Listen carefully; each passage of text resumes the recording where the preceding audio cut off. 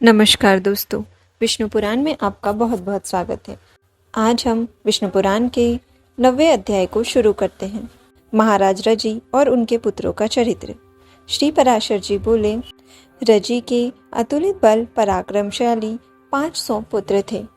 एक बार देवासुर संग्राम के आरंभ में एक दूसरे को मारने की इच्छा वाले देवता और दैत्यों ने ब्रह्मा जी के पास जाकर पूछा, भगवान, हम दोनों के पारस्परिक कलह में कौन सा पक्ष जीतेगा? तब भगवान ब्रह्मा जी बोले, जिस पक्ष की ओर से राजा रजी शस्त्र धारण कर युद्ध करेगा उसी पक्ष की विजय होगी। तब दैत्यों ने जाकर रजी से अपनी सहायता के लिए प्रार्थना की। इस पर रजी बोले, यदि देवताओं को जीतने पर मैं आप लोगों का इंद्र हो सकूं तो आपके पक्ष में लड़ सकता हूं। यह सुनकर दैत्यों ने कहा, हम लोग एक बात कहकर उसके विरुद्ध दूसरी तरह का आचरण नहीं करते। हमारे इंद्र तो प्रहलाद जी हैं और उन्हीं के लिए हमारा यह संपूर्ण उद्योग है। ऐसा कहकर जब दैत्यगण चले गए तो देवताओं ने भी आकर राजा से उसी प्रकार प्रार्थना की और उनसे भी उसने वही बात कही। तब देवताओं ने यह कहकर कि आप ही हमारे इंद्र होंगे, उसकी बात स्वीकार कर ली। अतः रजी ने देवसेना की सहायता करते हुए अनेक महान अस्त्रों से दैत्यों की संपूर्ण सेना नष्ट कर दी।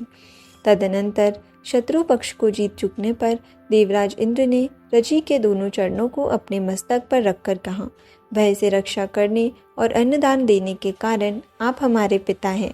आप संपूर्ण लोकों में सर्वोत्तम हैं, क्योंकि मैं त्रिलोकेंद्र आपका पुत्र हूँ।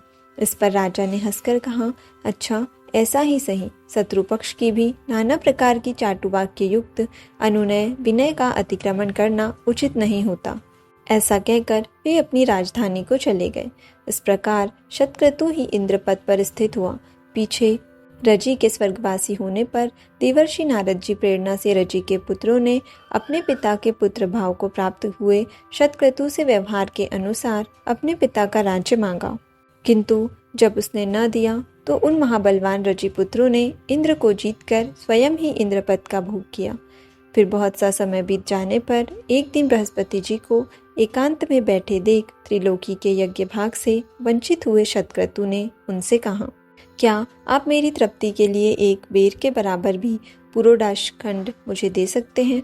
उनके ऐसा कहने पर बृहस्पति जी बोले, यदि ऐसा है तो पहले ही तुमने मुझसे क्यों नहीं कहा? तुम्हारे लिए भला मैं क्या नहीं कर सकता?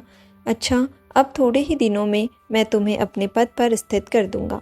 ऐसा कह बृहस्पति जी रजी पुत्रों की बुद्धि को मोहित करने के लिए अभिचार और इंद्र की तेजो वृद्धि के लिए हवन करने लगे।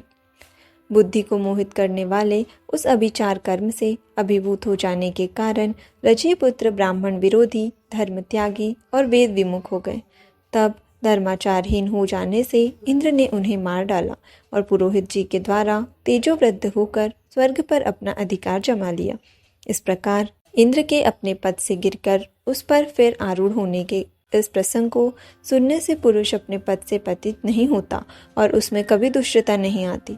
रंभ संतानहीन हुआ, छत्रवृद्ध का पुत्र प्रतिछत्र हुआ, प्रतिछत्र का संजय, संजय का जय, जय का विजय, विजय का कृत, कृत का हर्यधन, हर्यधन का सहदेव, सहदेव का आदीन, आदीन का जयतसेन, जयतसेन का संस्कृति और संस्कृति का पुत्र छत्रधर्मा हुआ। ये सब छत्रवृद्ध के वंशज हुए। अब मैं नहुष वंश का वर्णन करूंगा। यहाँ विष्णु पुराण के चतुर्थ अंश के 9वें अध्याय का समापन होता है।